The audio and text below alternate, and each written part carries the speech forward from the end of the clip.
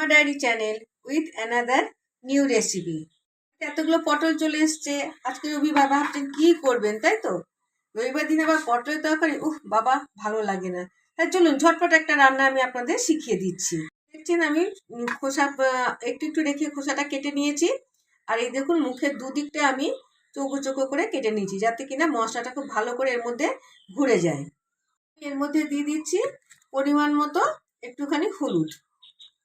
কি হলো, কি ভাবছেন? সে একই পটল ভাজা? আরে না, দেখতে থাকুন না। এবার আমি দিচ্ছি এর মধ্যে নুন।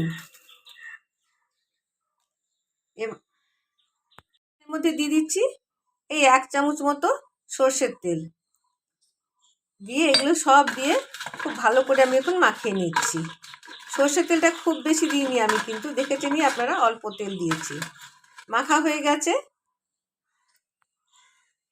আদা লঙ্কা বেটে 1 চামচ একটুকে নিয়ে নিয়েছি। 1 চামচ আদা বাটা আছে, 1 চামচ লঙ্কা বাটা আছে। তার মধ্যে আমি দিয়ে দিলাম 1 চামচ ধনে গুঁড়ো। তেলকে খুব ভালো করে এখন মেশাচ্ছি। এবার আমি দিচ্ছি এর মধ্যে 1 চামচ হলুদ। এটাকেও খুব ভালো করে আমি এখন মিশিয়ে নিচ্ছি।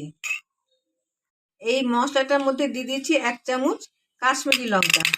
তো যদি ঝালটা আপনারা বেশি খান তাহলে বেশি দিতে পারেন, কোনো অসুবিধা নেই। নুন ঝালটা আপনারা আপনাদের স্বাদ অনুযায়ী দেবেন। দিয়ে দিয়েছি 2 চামচ দই। কি হলো উঠে যাচ্ছেন কেন? আরে দেখুন মশাই, এটা দই পটল নয়। আমি আপনাদের হলুদ দিয়ে বলতে পারি, ছুটির দিনে আমি আপনাদের সেই চিরাচরিত মেনু দই পটল খাওয়াবো না। আপনারা শেষ পর্যন্ত আমি এটাকে কি করি, আগে দইটাকে আমি খুব ভালো করে ফেটিয়ে নিচ্ছি। গ্যাসে কড়াই বসিয়ে দিয়েছি, আর কড়াইটা একটু গরমও হয়ে গেছে। আমি এর মধ্যে দিয়ে দিচ্ছি সর্ষের তেল পরিমাণ মতন। সর্ষের তেলটা একটু গরম হোক, ফিরে আসছি আমি। তারপর তেলটা গরম হয়ে গেছে। আমি এর মধ্যে আগে থেকে যে নুন হলুদ তেল মাখিয়ে রাখা পটলগুলো, সেগুলো সব আমি দেখুন এক এক করে দিয়ে দিচ্ছি। এগুলোকে আমি এটা খুব সুন্দর করে ভেজে নেব। সুন্দর ভাজা হয়ে গেছে। এই অবস্থায় আমি পটলগুলো সমস্ত একটা বাটিতে তুলে রেখে দিচ্ছি। এতটা পর্যন্ত ভেজেছি। ভেজে আমি এটাকে একটা বাটিতে তুলে রেখেছি। তেলেতেই আমি 2টো এলাচ, 3টে লবঙ্গ আর দারচিনি থেতো করে আমি দিয়ে দিলাম। এবার গরম মশলাটা একটুখানি ফোড়নটা ভাজা হোক, তারপরে আসছি। সুন্দর গন্ধ বেরিয়ে গেছে। আমি এই সময়তে আগে থেকে যে একটা মশলা রেডি করেছিলাম, আদা বাটা, ধনে বাটা, তারপরে লঙ্কা গুঁড়ো, হলুদ গুঁড়ো সব দিয়ে আমি সেগুলো সব এর মধ্যে দিয়ে দিলাম। আমি এখানে কাঁচা লঙ্কা দিয়েছি 1টা, আর কাশ্মীরি লঙ্কা দিয়েছি 1 চামচ। আপনারা আপনাদের স্বাদ অনুযায়ী বাড়াতেও পারেন, কমাতেও পারেন। দইটা ফেটে যাবে, কিন্তু দেখুন দই কিচ্ছু ফাটেনি, সুন্দর এর মধ্যে তেলটা ভেসে উঠেছে। আমি এই সময় দিয়ে দিচ্ছি স্বাদ মতো নুন। নুনটাও আপনারা যে যেমন খান সে তেমন দেবেন। এটাকে একটুখানি নাড়িয়ে দিলাম।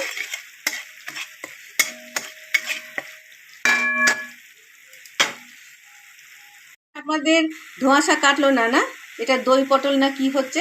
তাহলে দেখুন এইবার আপনারা বুঝতে পেরে যাবেন। আমি আগে থেকে কিছুটা ছানা এখানে এরকমভাবে হাত দিয়ে সুন্দর করে স্ম্যাশ করে রেখেছিলাম। এবার এই মশলাটার মধ্যে আমি ছানাটা দিয়ে দিলাম। দেখুন ছানাটা আমি এই মশলার সঙ্গে খুব ভালো করে নেড়ে নিচ্ছি, যাতে কিনা ছানার যে কাঁচা ভাবটা আছে সেটা চলে যায়। এখনও দেখুন ছানাটা আমাকে একটুখানি ভাজতে হবে। ছানাটা এখনও একটুখানি কাঁচা কাঁচা আছে। একটুখানি ছানাটা আমি ভেজে নিচ্ছি। দেখুন তেল ছেড়ে দিয়েছে সমস্ত জায়গা থেকে। এবার আমি এর মধ্যে দিয়ে দেবো আগে থেকে ভেজে রাখা পটলগুলো। ছানার সঙ্গে খুব ভালো করে মিশিয়ে নিচ্ছি।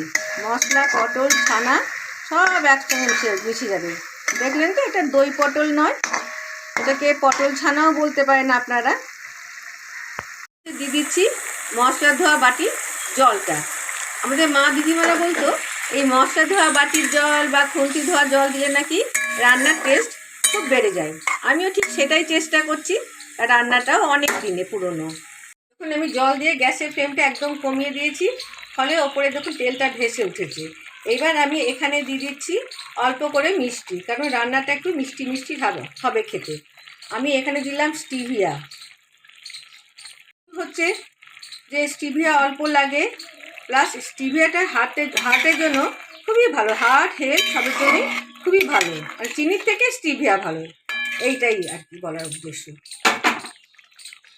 এইভাবে আরও কিছুক্ষণ ফুটুক, তারপরে ফিরে আসছি আপনাদের কাছে ফাইনাল লুক নিয়ে। পুরো তেল ওপর দিয়ে ছড়িয়ে গেছে। আমি এই সময় একটু কিশমিশও দিলাম, কারণ কিশমিশ এই রান্নাতে মুখে পড়লে খুব ভালো লাগে। আপনাদের আগেই বলেছি যে রান্নাটা একটু মিষ্টি মিষ্টি হয়। যে বন্ধুরা, রেডি আমার পটল ছানা। আর লঙ্কাগুলো আমাদের গাছে, কারণ গ্রামে তো সব কিছুই আমার বাগানেই পাওয়া যায়। লেবুটাও কিন্তু আমার বাগানেরই লেবু। দুই ভাই বোন ছাড়া তো যে কোনো রান্নাই অসম্পূর্ণ। তবে হ্যাঁ, আপনারা একটু খেয়ে দেখে বলবেন, কিন্তু কমেন্ট করে জানাবেন কিন্তু কেমন লাগলো। একটা লাইক করে দিন, একটা সাবস্ক্রাইব করে পাশে রাখা বাটন আইটিকে প্রেস করে দিন। তা যখন আমি এরকমই কোনো সুন্দর সুন্দর রেসিপি আনবো, সবার আগে আপনার কাছে নোটিফিকেশনটি পৌঁছে যাবে।